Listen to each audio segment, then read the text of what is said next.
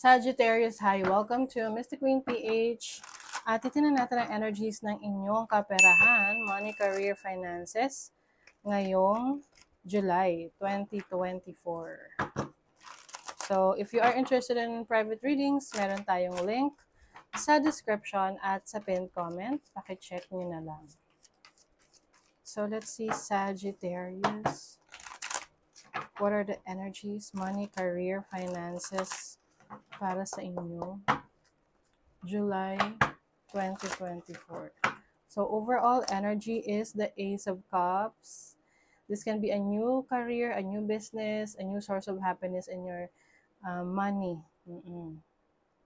Na kung saan nandun talaga yung kaligayahan mo. So your possible challenge is the Justice card. Pwedeng meron kang major decision, trabaho, career mo. Sa trabaho, career mo na medyo may hirapan ka na pumili. Okay. Your opportunity is the Star. Wow. So this is healing from financial troubles. No? So kung nagka-problema ka sa finances mo, sa trabaho mo, sa business mo, ngayong July, unti-unti, no, makakabangon ka na. And you are also, mas ano ka ngayon, energetic. Mas nangangarap ka ngayon. Your blessing is the Magician. Wow, as a blessing, napakaganda nito kasi this is your manifestation energies. And tatlo ang inyong major arcana rito. Let's see. What is the Ace of Cups for your money, career, finances? Ooh, the Three of Swords. I think, no, meron kayong naging failure sa trabaho, sa career, sa business na akala nyo parang wala ng solusyon or hindi na magbabago yung situation ninyo. But with the Ace of Cups, this is a new beginning. No? Kumbaga, merong failure, pero out of that failure came a new opportunity. So, ang madalas kong gawing example dito yung napanood ko na situation ng mag-asawa, no? Nung panahon ng pandemic na nawalan sila ng trabaho. Actually, maraming nawalan ng trabaho ng pandemic, no? Nawalan sila ng work, natanggal sila. So, yun yung source of income nila eh.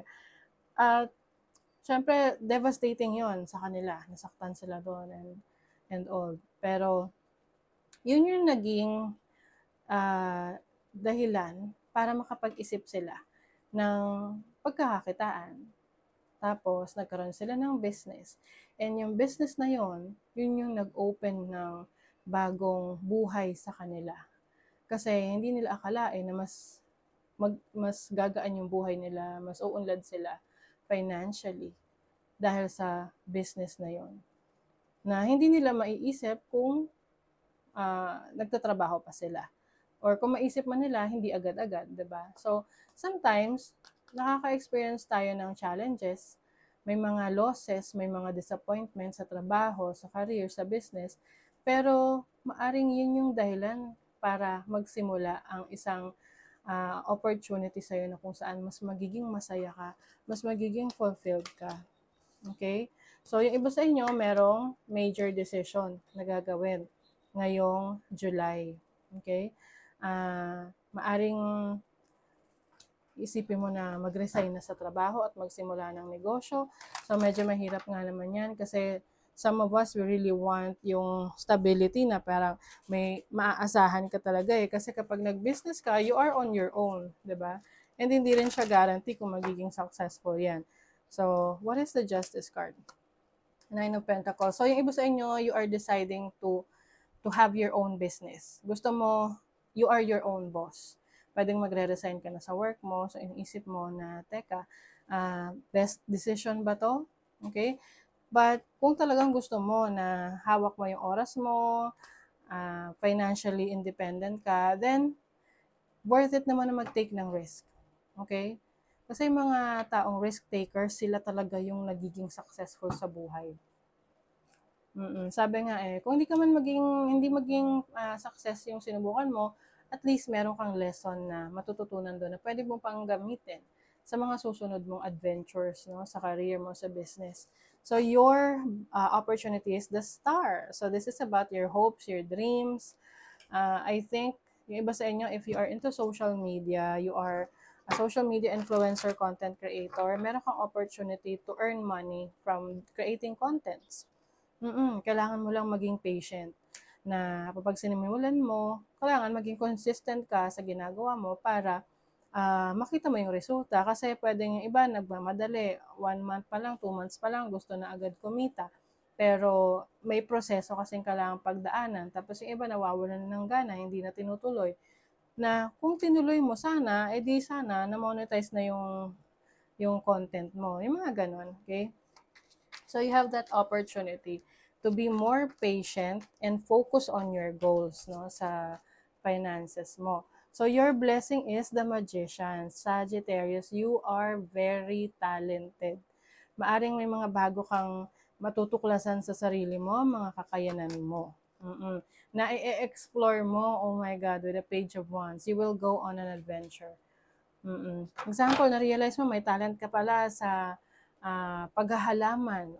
Maraming nabubuhay na halaman kapag tinatanim mo. So, pwedeng maging business mo yon in the future, no? Or anything, no? Meron kang creative talents, creative skill set na magagamit mo para mapaunlad yung sarili mo. So, let's see ano pa. Sag. Regeneration. Iba sa inyo, meron kayong babalikan na dating project, trabaho, career, or business na isinantabi nyo kasi maaring hindi pa kayo ready or wala pa kayong resources. But ngayon, naiisip nyo na, subukan ko ulit yan. You have young energy. Wow. So, very creative kayo ngayon, action-oriented. Samantalahin nyo to kasi mukhang very inspired kayo ngayong July. Chop wood, yes. And I feel like itong chop wood is doing the mundane things. No? Gagawin mo yung requirements para maisakatuparan mo yung goal mo. Let's say gusto mong napaka-simpleng analogy. Gusto mo ng ulam. So syempre, hindi naman mag-a-appear yung ulam sa iyo agad-agad, no? Kailangan mo magluto. Or kung hindi man, kailangan mo ng pera para bumili at magpa-deliver, 'di ba?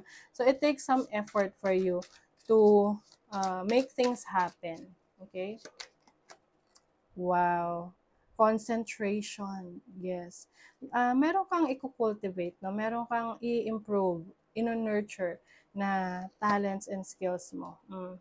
Some of you talaga, Sagittarius, nagbabago kayo ng direction. Part yan ng major change ninyo. May energy shift dito kasi maaring may mga options na nagiging available sa iyo ngayon. So, iniisip mo, can you work on it, no? Kaya mo ba?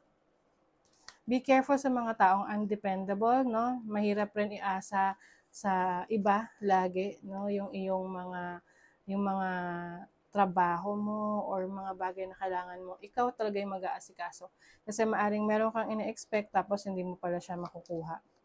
Ayan, cozy. I feel like you will magiging relax ka ngayon sa finances mo, especially that yung landas na tinatahak mo ngayon is something na may excitement na alam mong nandun yung talento mo, yung skills mo. So parang mas at peace ka ngayon.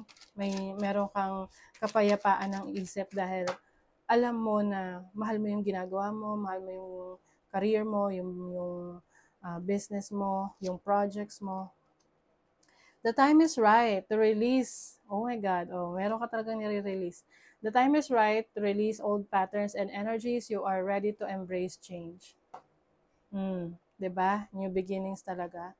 You are ready to embrace change, Sagittarius. Choose to follow the path of forgiveness and raise your vibration. Yes.